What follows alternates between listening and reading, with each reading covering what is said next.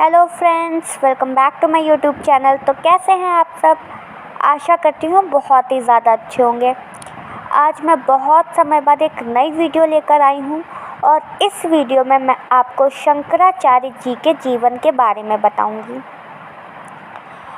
तो बिना देरी किए वीडियो को लाइक करें, चैनल को सब्सक्राइब करें, साथ ही साथ बेल आइकन भी दबाएं ताकि लेटेस्ट वीडियो के नोटिफिकेशंस तुरंत मिलते रहें।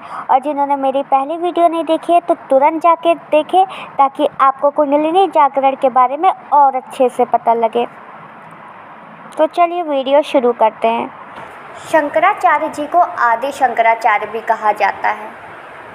शंकराचार्य जी भगवान शिव के अवतार थे। इन्होंने परमेश्वर के विभिन्न रूपों से लोगों को अवगत कराया, जिसमें इन्होंने ये बताया कि ईश्वर क्या है, ईश्वर का जीवन में महत्व क्या है। यही नहीं, इन्होंने अपने जीवन काल में ऐसे कार्य किए जो बहुत ही सराहनीय हैं और भारत की अमूल्य धरोहर के रूप में आज भी हैं। इन्होंने हिंदू धर्म को बहुत ही खूबसूरती से एक अलग अंदाज में निखारा। इसी के साथ अनेक भाषाओं में अपने ज्ञान का प्रकाश फैलाया। इन्होंने विभिन्न मठों की स्थापना की। इसी के साथ कई शास्त्र और उपनिषद भी लिखे। आदि शंकराचार्य जी साक्षात भगवान का रूप थे। इन्होंने केरल के साधारण ब्राह्मण परिवार में जन्म लिया था। इनको जन्म से आध्यात्मिक क्षेत्र में रुचि रही, जिसके चलते सांसारिक जीवन से कोई मोह नहीं था। इनको गीता, उपन्यास, उपनिषद, वेदों और शास्त्रों का स्वज्ञान प्राप्त था, जिसे इन्होंने पूरे विश्व में फैलाया है। आदि शंकराचार्य जी का जन्म 788 ईस्वी में केरल के एक छोटे से कलादी गांव में हुआ था। शंकराचार्य जी के जन्म की एक छोटी सी कथा है, जिसके अनुसार शंकराचार्य के माता पिता बहुत समय तक निसंतान थे। कड़ी तपस्या के बाद माता आर्यम्बा को स्वप्न में भगवान शिव ने दर्शन दिए और कहा कि उनके पहले पुत्र के रूप में वह स्वयं अवतारित होंगे, परंतु उनकी आयु बहुत ही कम होगी और शीघ्र ही वे देवलोक गमन कर लेंगे। शंकराचार्य जी जन्म से बिल्कुल अलग थे। ये स्वभाव में शांत और गंभीर थे। जो कुछ भी सुनते या पढ़ते थे एक बार में समझ लेते थे और अपने मस्तिष्क में बिठा लेते थे।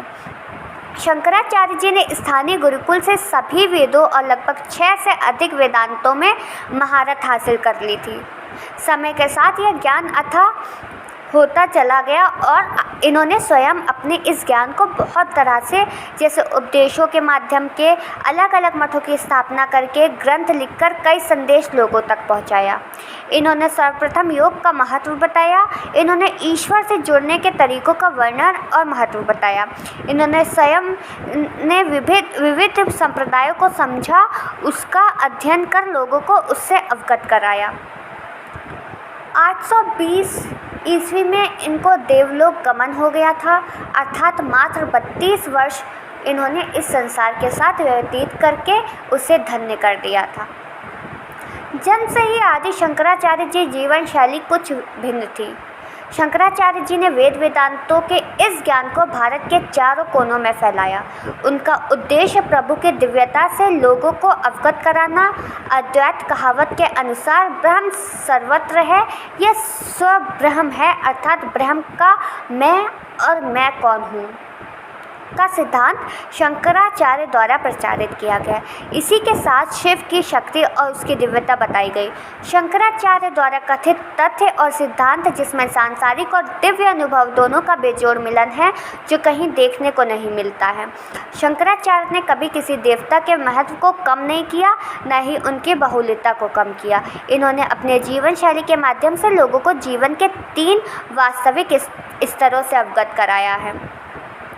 प्रभु या ब्रह्म, विष्णु और महेश की शक्तियों का वर्णन किया गया था। प्राणी, मनुष्य के स्वयं की आत्मा, मन का महत्व बताया है। अन्य, संसार के अन्य प्राणी अर्थात जीव जंतु, पेड़ पौधे और प्राकृतिक सुंदरता का वर्णन और महत्व बताया है। इस प्रकार इन 3 को मिलाकर उनके साथ भक्ति, योग और कर्म को जोड़ दिया जाए तो जो आनंद प्राप्त होता है वो बहुत ही सुखद होता है। इसी तरह का जीवन स्वयं व्यतीत कर अपनी ख्याति सर्वत्र फैलाते थे। धन्यवाद।